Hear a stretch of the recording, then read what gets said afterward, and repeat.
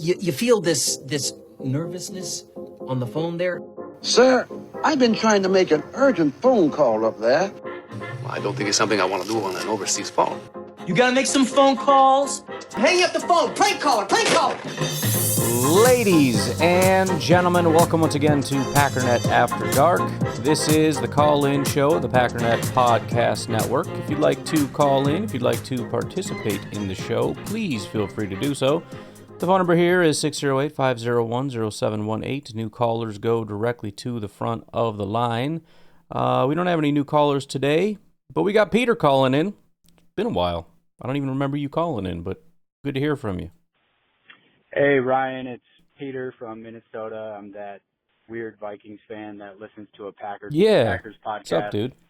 Long-time listener, second-time caller, and it's kind of funny because both times I'm calling is to complain about Detroit Lions fans. There we go. And I was just thinking that if you look at kind of the NFC North fan bases as a family picture, and maybe I'm just delusional as a Vikings fan, but it kind of feels like Packers fans, Vikings fans, you know, we all have our moments, but maybe we're the most, you know, sane out of the two fan bases. I would kind of say have so. the Bears fans, which is kind of like the weird uncle that comes on Thanksgiving and Christmas and just talks about all these conspiracy theories about how they're going to be better, and it never really ends up being true, but you just kind of...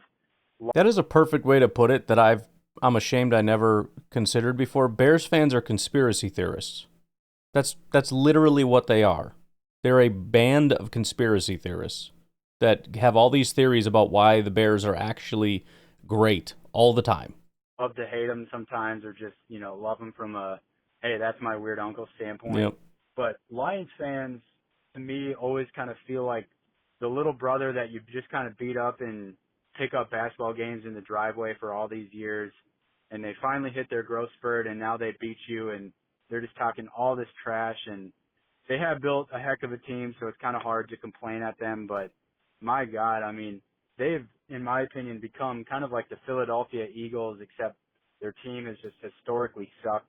No. And it's just quite, at such a quick pace, have become the most annoying fans, in my opinion. So not really a question, I guess, but more so want to know is this just something that Vikings fans feel, or do Packer fans feel the same way? So I'd love to hear your thoughts on it. Thanks. No, I think that's right. I mean, like I said, Packers fans and Vikings fans, to me, seem to have a similar vein of, and it's not necessarily a good thing, but you always feel like you're constantly trying to encourage them. You know, they're always, and there's different kinds of fans across the board, but just in general, there's always this feeling of like, you know, like I think the Packers win 11 games. I don't know. Now, there's certainly encouragement and excitement among Vikings fans about their future and about their quarterback, just like Packer fans probably generally like Jordan Love more than what the national media would say, whatever. But there's just sort of this feeling of like, I don't know how to even say it. Like I said with Vikings fans, it was Kirk Cousins. Like I was afraid of Kirk Cousins. I thought he was a good football player. Like he was a legitimate, and Vikings fans are like, I don't know. I don't think he's that good. We'll see what happens. There's not a lot of just random trash talk based on nothing. Bears fans are just psychotic conspiracy theorists that are convinced that they're just great and everything's awesome and they're going to beat everybody. And they have the weird thing where they have the backing of the national media, which just emboldens them and encourages them, which is very weird and very annoying. Ever since Justin Fields came along, the national media can't let them go. I think the transition to Caleb just kind of kept that going. And then, Lions fans, like I said, I was never bothered by the Lions. I never felt the need to dump on them, which apparently was a mistake, because the second that they got in power, they have been the most vicious scumbags, and you're right to say that they're like Philadelphia Eagles fans, because that was exactly my thought with them is, man, you guys are, I think I even made a comment, I don't know if it was on the podcast or on social media, but it was like, did they have like a mass migration of people from Philly that went to Detroit? Because they are just loudmouth scumbags, dude. Like, I understand everybody in the NFC North must be annoyed by the Packers and Packer fans just by virtue of the fact of how often they stayed on top. Of course, you think that's the biggest rival and all that stuff. I can't imagine Packer fans at their worst were ever as insufferable as Lions fans have been. And again, apparently it was a big mistake on our part to not constantly beat down the Detroit Lions and their fans over all these years, because they are not showing the same amount of grace to the three other fan bases that have more or less treated them with some level of dignity because, hey, kudos to you guys for hanging in there through this crap. So, yeah, I think all three fan bases are ready for the Lions to get right back to being nothing again, and I promise you this time around we will not be like, oh, they're just our little brother, and they're just this nice little group of people that just sit there and don't say anything. If they ever make it back to mediocrity, I am going to viciously assault them over and over and over. It's going to be in bad taste. Like, they're going to win 3 games all year, and most people are going to be like, let's calm down. No. It's going to be vicious, okay? So you had better hope that you just are never bad again. You know what I mean? So best of luck with that. Yo, Ryan, Beer Cheese Benny here. So, man. I just saw the NFL released the schedules last night. Mm-hmm. And I saw the Packers schedule. Mm-hmm. And I'm not freaking happy. All right. A week 5 bye? Are you kidding me? What kind of bullcrap is this? I don't get Didn't we have something like that like 2 years ago or something very recently? There's only 3 options. You get a good bye, an early bye, or a late bye. Both of those everybody hates. So you figure you got a 2/3 chance of really not liking where you get your bye. You know what I mean? Man, I hate getting the freaking early bye, to be honest. It sucks. I would have loved to get, like a week 8 bye maybe at earliest. But, it is what it is. Got that Bengals game October 12th that I talked about probably going to, so hopefully I can fly up and go and watch that game with my brother. Nice. But no games near me, I see. We play the Panthers, but not in Charlotte, so Right. Can't go to that one. That would have been the one I would be able to go to if, they were playing us at their place, but yeah, nobody else really close. But we have, I don't know, a lot of 425 games, and that's not 325 for y'all. Also, you know what I noticed, dude? They are trying so hard to protect the Bears. They freaking wait till way later in the season for us to face them. Dude, they're trying to protect them so bad, bro. They beat the Packers twice at the end of the season. Let's make sure both games are back-to-back right at the end of the season. Come on. You already know we don't beat that ass. So they want to do everything they can so that, they don't face us early on in the season. But anyways, honestly, I think we can win 11, 12 games with this freaking schedule. Couple of them, some of the back-to-backs are kind of tough, but yeah, I don't know. Let me know what you think about the schedule. Well, I did a whole episode on it, so I won't spend a lot of time here talking about it. But, look, I don't know that we learned a huge amount. We knew who the opponents were. How they're laid out kind of matters, especially when you look at the days and times, Thursdays, Mondays, prime time, whatever. The weather maybe could factor in a little bit. But, you could have a tough beginning and an easy end, or a tough end and an easy beginning, or spread it out evenly.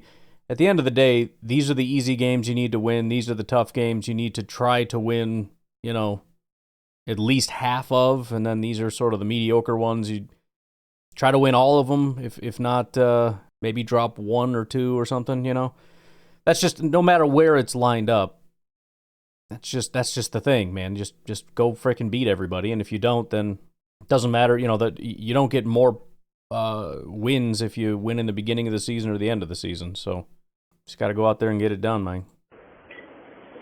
Hey, Ryan, Danny from California. Yo. Just back on the offensive line thing, and just actually contracts in general.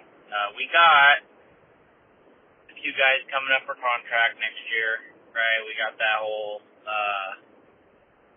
2022 draft class that's in the off season. They're gonna be either getting extended or aging out. But looking at the offensive line, so we got Zach Tom, who's gonna probably get a contract, right? I would say like 85%, 90% going to get a contract unless that guy is just like, I want, he's going to get, we pay guys top of market a lot of the time. I don't know if he's getting true top of market, like record-breaking contract, but Zach Tom is up for contract, Rasheed's up for contract, Sean Ryan's up for contract.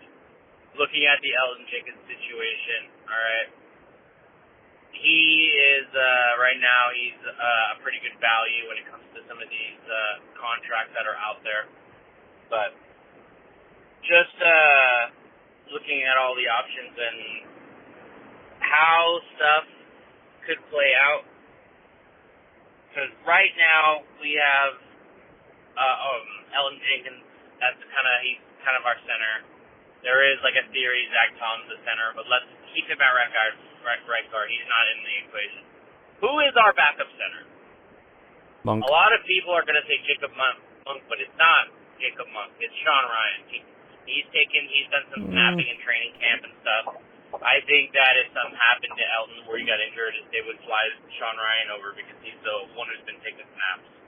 And then they would have one of the backup tackles or backup guards, Jordan Morgan, slide into right guard. That's kind of the whole thing that would happen there. But it is interesting to think about in terms of, I mean, we got to see how it all sorts out because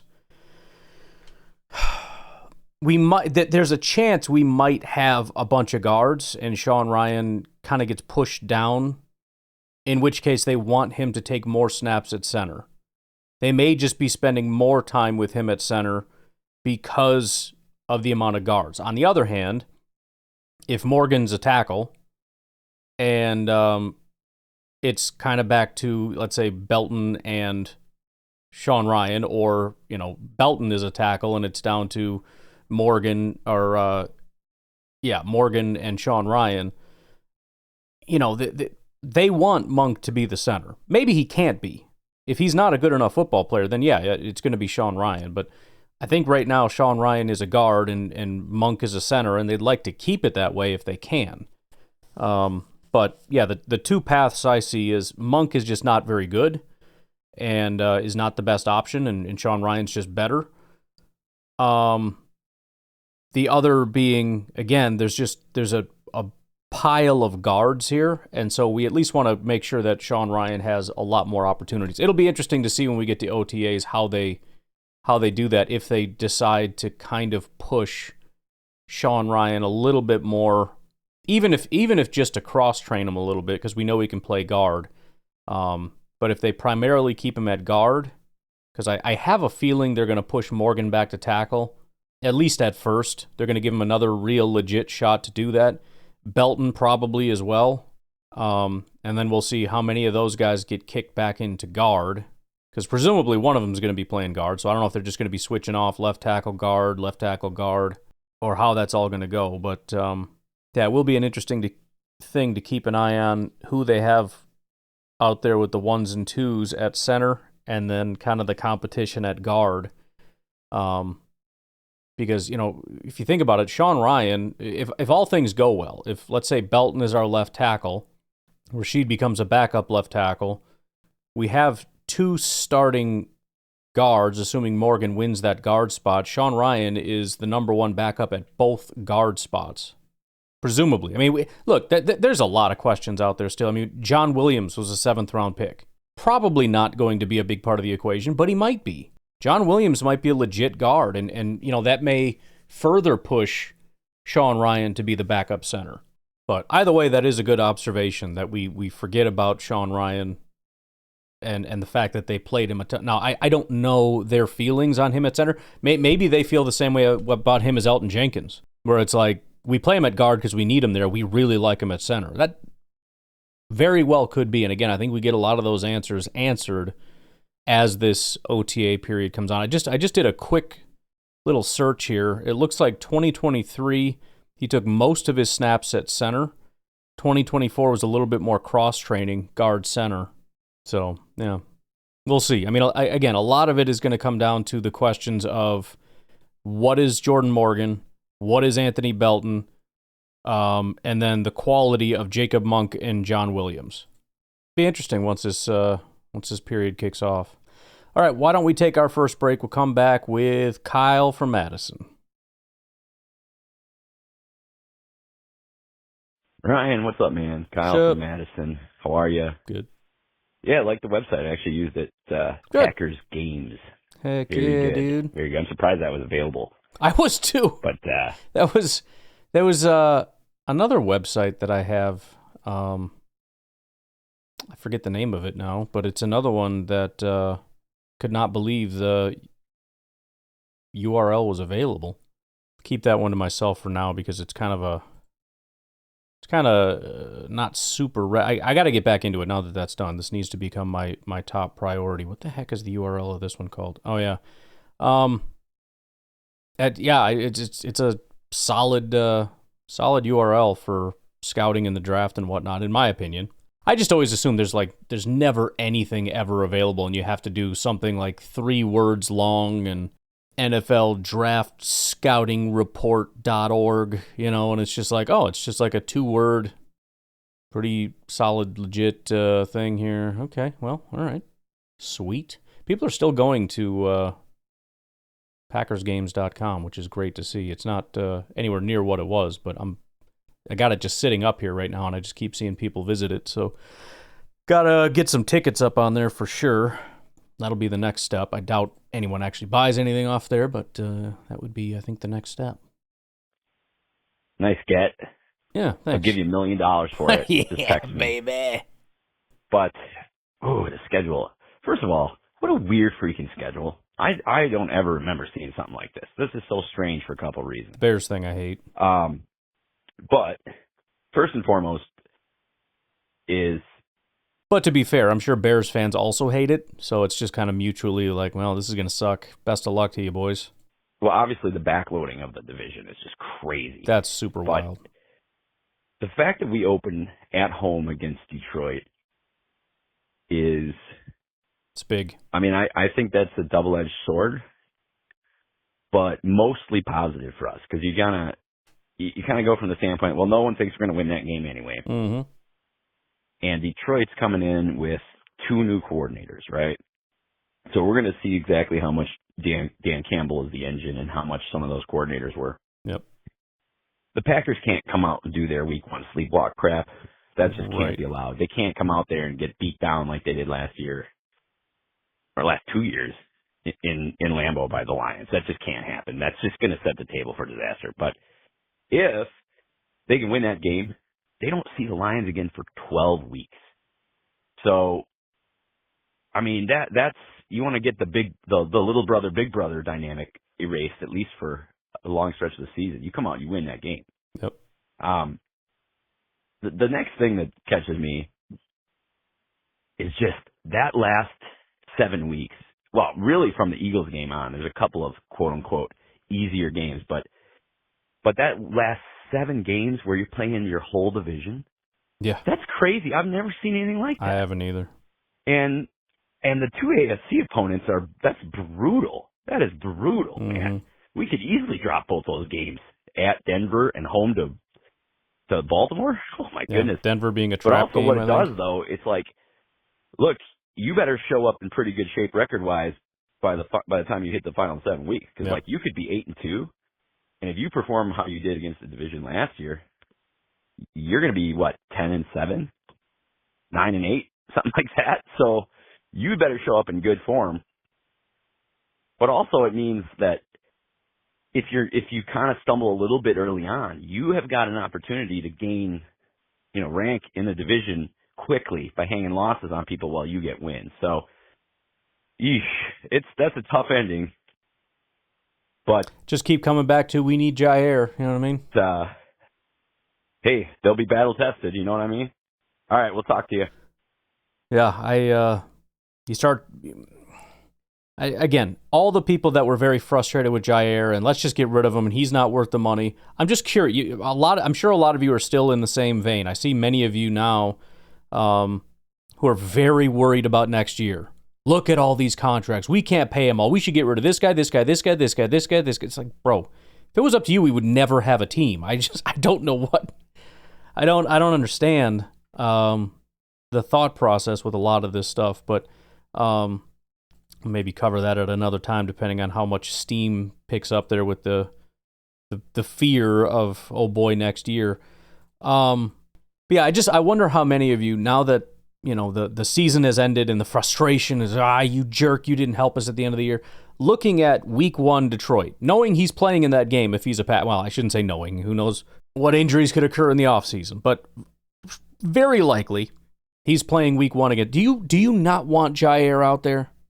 Come on, man. Tell me you're sitting there going, well, it better be for a good price or I don't want it. Bro, we need that guy out there. I'm not trying to be mean to the guys we have, and it's not necessarily true that we need them. We can be. I think it's important. I would really like to have him out there. You know what I mean? Kind of a big deal in my opinion. I want a very good football team, and I can envision this being a very good football team, but it's harder without Jair. It's harder if our defensive line doesn't step up. It's impossible if Jordan doesn't, feel better. Again, I will grant him all the injury stuff in the world, but please be better. How much we really would love to have Matthew Golden step up and be a true, legit number 1 wide receiver. For that speed to be very real and for me to sit here and just weep and apologize for all the things I said about that man's speed. Please forgive me, all of you. Forgive me. I have wronged you. It is kind of interesting because I sit here and I have sort of I feel a certain kind of way about the Packers, and again, this is where I have sort of that negative fan disposition, because I can see all the more negative fans. I think Packers Superfan had us at, 9 wins or something? I had Mr. Negative is hitting me up on Facebook with, he said 8 wins. I'm not saying I necessarily feel that way, but it's just, you look at it and go, well, Lions, we're not that good. I mean, we can win, we can do it, of course we can win, but you just kind of view yourself as being like a tier down, and it's like, well, I mean, that's what they were last year, yeah. That's not necessarily my hope for this year, though. I mean, the hope is there's several boxes that need to be checked, and I'm hoping that 0 of them is not the answer of how many got checked. How much help from the rookies? None. Is Jair healthy and playing for us? No. Did Jordan improve at all? No.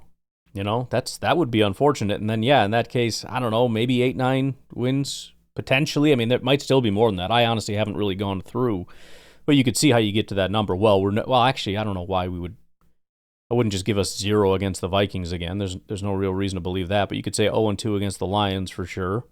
Baltimore, Philly, I think there's still, even if we're as good as last year. I mean, how many games we won more than that last year, right?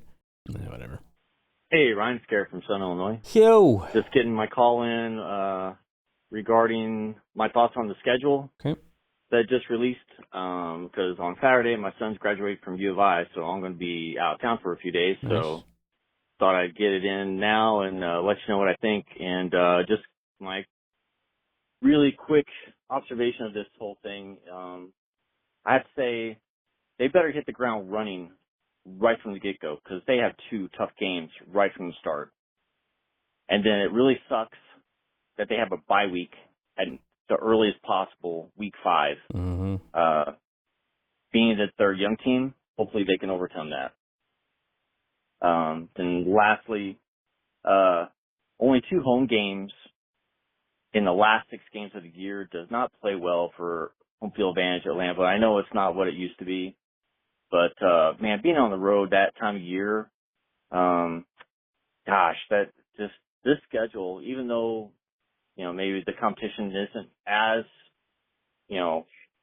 predicted to be as tough playing the third place teams and all, it potentially could be a brutal one.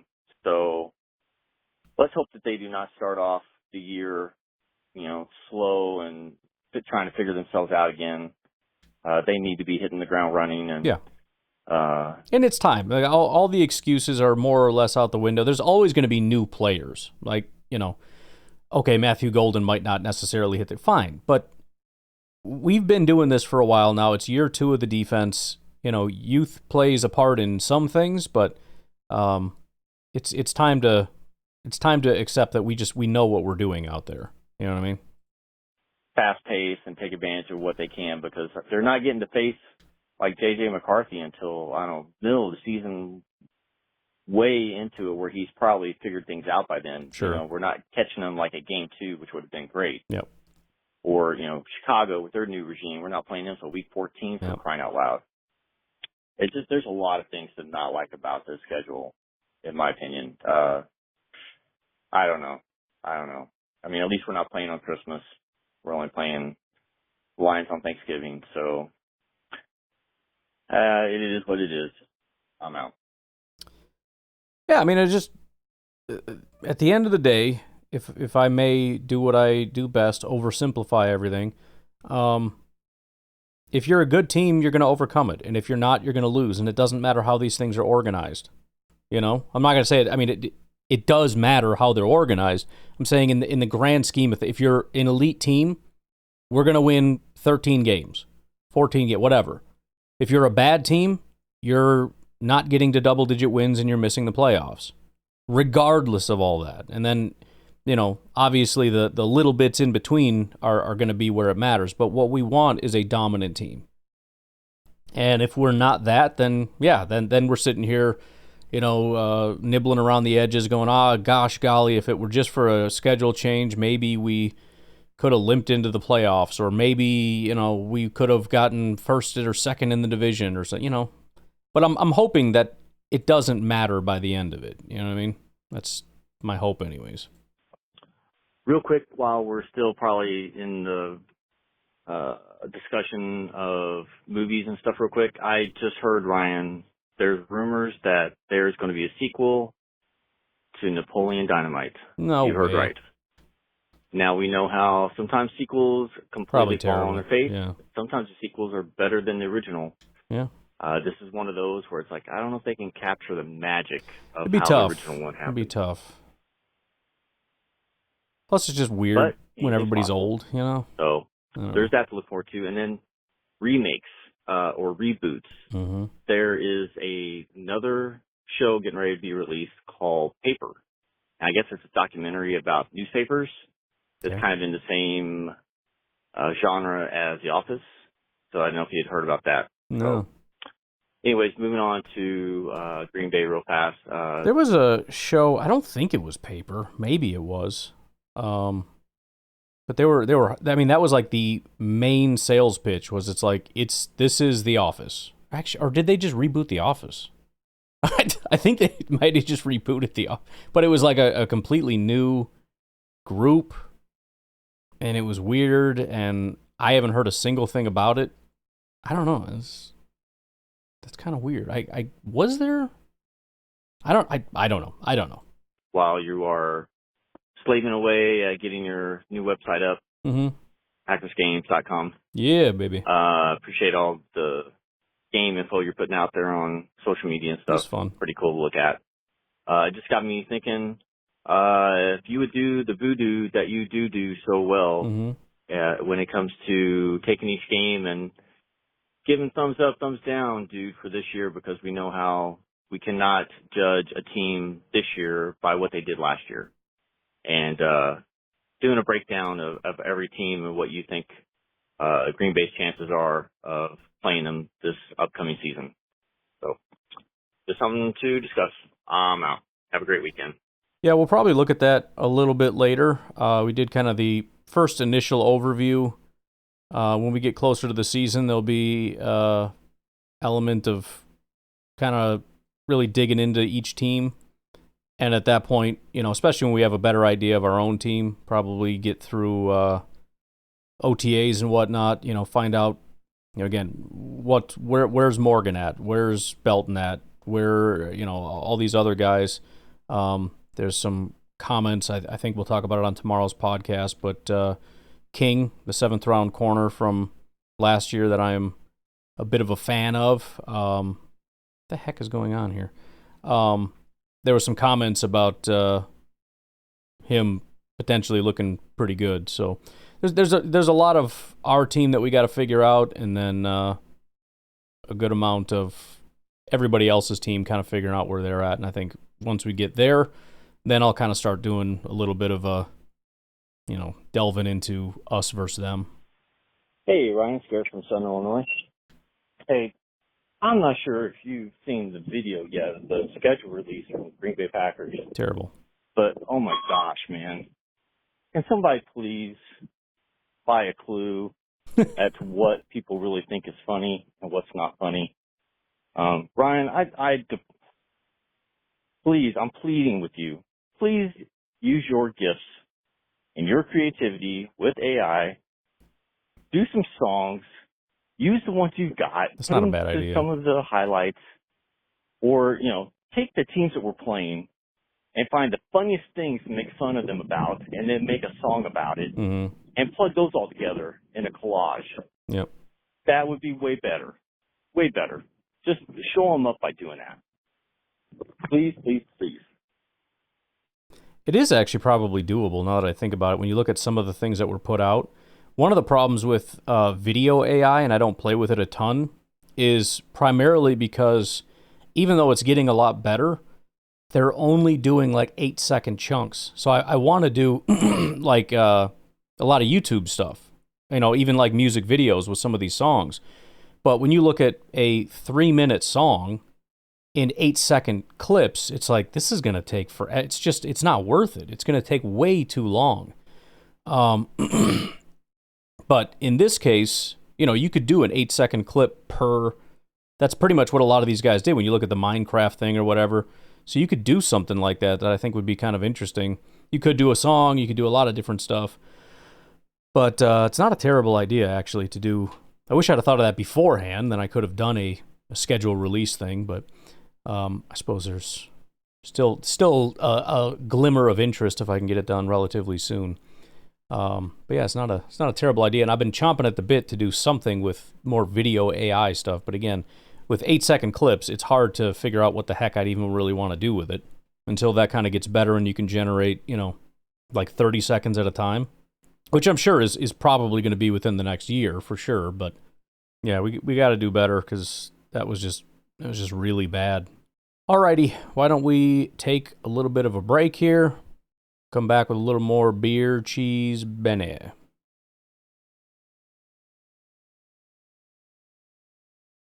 Hey, Ryan, beer, cheese, Benny here. Yo. Just getting off of work. It is hot as hell here in South Carolina, 92 degrees. But you know what, dude? I love it. I like when it gets hot out, Me too. Anyways, responding to what you said about the Packers schedule release video, yeah, I mean, honestly, I thought it was funny. I thought it was great. It's terrible. But it didn't really encapsulate what a schedule release video is. Right? Like you said, you're supposed to make fun of the opponent. Now, they did the one time where they had, like, Jaden Reed and whoever else, they're like, if you see me fighting with a grizzly bear in the forest, help the bear! Because, remember Jaden Reed, he, tweeted that out, during, the week when we played the Bears, week 1. He said, help the bear. See, and that's callbacks are a big part of it too. I don't remember that, and it's not a very good callback. I don't know. It's just bad. Again, some Packer fans will find it very amusing because there's so many cameos. Okay, congratulations, you got James Jones and some other people to do cameos. That's cool if you want to incorporate that, but that can't be the entire appeal of your video, is that there's just cameos all the time. It's so funny, and then, I don't know, there's, Tucker Kraft is in there, road work ahead. Sure hope it does.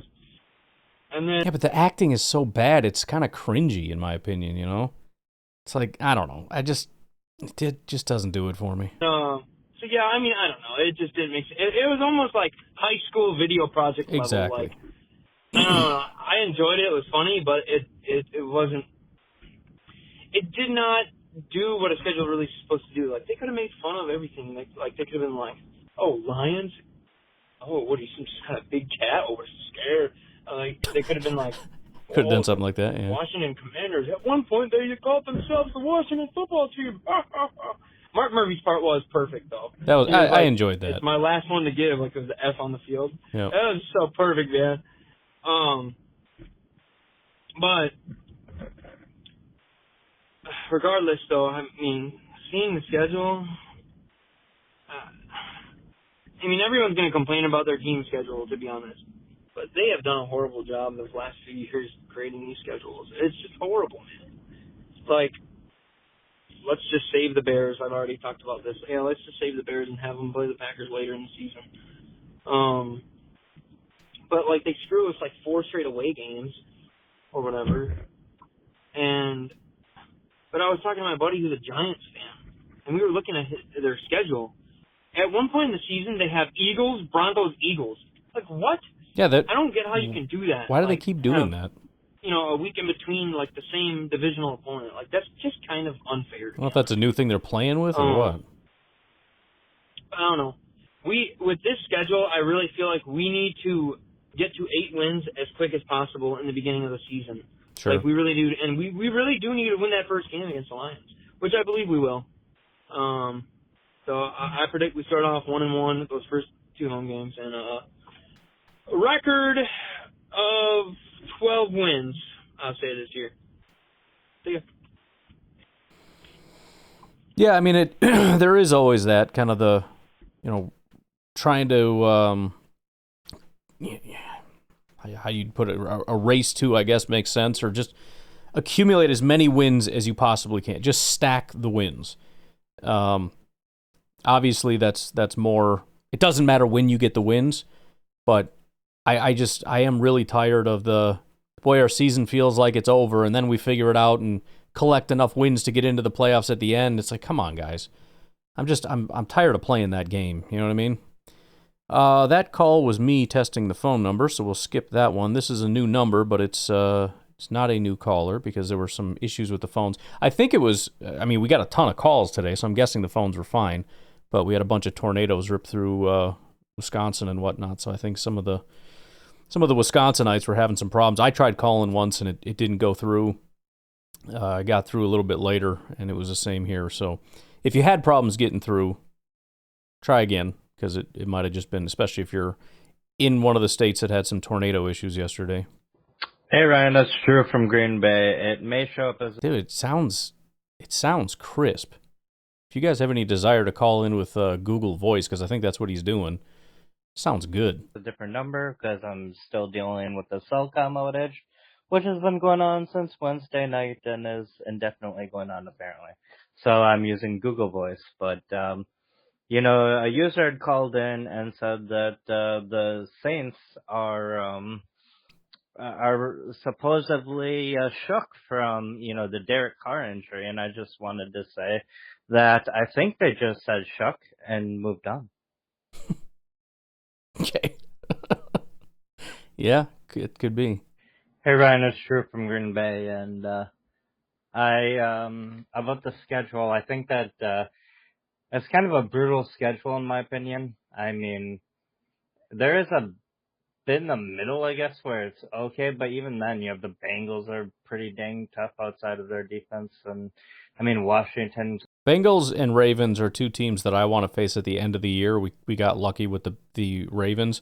Only reason I say that is because both quarterbacks, there's some injury issues there for sure, and there's just an outside chance that maybe they don't make it to the end of the season. Early is tough. Detroit. I'd rather have Detroit early because of the injury, but that's a tough one.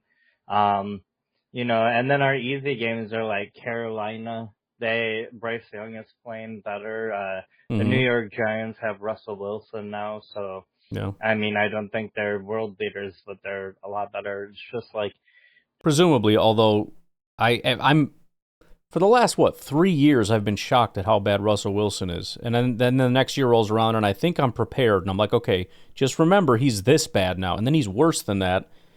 I mean, the fact that I watched the Steelers last year and thought, I think you need to put in Justin Fields says a lot. This year, we can't afford to just lose a bunch of games early and then catch it all up late. Right. And we can't afford to be, dropping games to Chicago. Right. I felt like Chicago did kind of like, they did kind of circle us, and it's like, okay, you circled us, spent a lot of time probably trying to beat us, and you did, but you didn't have a very good season, despite beating us.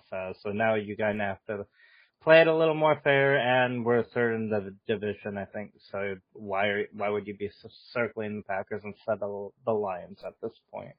So, but yeah, I think I will say I'm a little nervous about the potential of missing the playoffs if Hobbs isn't quite fitting in, if Banks isn't quite working out, and with Jenkins, like our offensive line could ruin the season if Banks doesn't work out and Jenkins isn't fitting in at center very well, and it's just like and then right guard. It's hard to envision being worse than last year. I mean, the only thing that's changed really is Banks over Elton Jenkins, right? I mean, we should have an upgrade at center.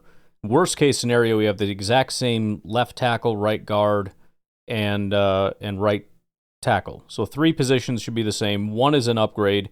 Only one of them can be a downgrade. We also have Morgan and Belton that I'm hoping can provide an upgrade at least one of those positions. So, yeah, I can't imagine that being like a worse scenario, but who knows? We don't really have like a star right guard, so all of a sudden you're all lines in shambles, and worst case scenario, like I could see us missing the playoffs, but I think we'll make it. I think we'll have like 10 or 11 wins, but I don't think the schedule did us any favors. And if you want a TV show to watch, a miniseries, Pine Gap, it's based on the defense base in Australia, the U.S. Australia joint base, and it's kind of like a spy thriller mystery that you're trying to figure out what's going on. So it's a little Netflix series that has like 6 episodes, and that's it. So but it's Australian made, and I like a lot of Australian actors. They're surprisingly good. But anyways, have a good one. All right, then I will have to check that out. Yeah, I look, the Packers have a good offensive line. It's the run blocking that's kind of been sort of suspect, and I think that's what they're trying to focus on. They went out and got a big left tackle. I think we get a big upgrade in run blocking at center. Obviously, we've made some big strides with Morgan. They're hoping can be a better run blocker, and certainly Belton. They're expecting to be a better run blocker. Zach Tom already is a very good run blocker. So I think, pending injuries, obviously, at the very least, we're not going to have a bad pass blocking offensive line. We haven't had a bad pass blocking offensive line in forever. It's just a question of whether we're going to and if we do, if we can get better at run blocking and really unleash our run game, which last year was, obviously we have a phenomenal running back, but man, he did not have a lot to work with last year. If we can kind of unleash that a little bit, it could be a lot of fun. Obviously, that opens things up for the pass game, which also should improve because now we have not only 2 new rookie guys, but Musgrave is back and healthy, and we've already heard from them about how they think Musgrave could really help us open up the play-action game because of his speed on the inside, and hopefully we'll have more of a consistent speed threat with Golden there, even though we don't have Watson, so that should open things up underneath. You got Tucker Kraft, you got Jaden Reed. Hopefully Jaden Reed kind of explodes because now he has some help with some other guys, not only a run game and a play-action game, but a speed and all this other stuff to open things up. You're just hoping that all these things build off each other. The improved offensive line improves the run game, which improves the pass game. The speed improves the stuff underneath, so they can't just press you up in man all the time, so now they have to back off. And now, once all these things start to set in, and hopefully we start off a little faster with the defense, kind of looking at, okay, this is how we play a little bit better. Again, hopefully the defensive line continues to improve, not only compared to what they ended the season with, which actually was quite good, but can continue to grow from there. again, Lucas Van Ness was kind of a stud at the end of last year, and if he can continue that, Covington, much better defensive line coach, so hopefully we got a lot of improvements across the board there. We'll see. You never know, man. You just never know what's going to materialize into what. We know things are going to be different. We don't know for the better or for the worse. We don't know what the injury situation is going to be like. But I think there's plenty of reason for optimism if we can stay healthy. All right, I think I'm going to leave it at that. We've got a bunch of Uncle Rico we'll hit up tomorrow. But I will talk to you later. Have a good one. Bye-bye.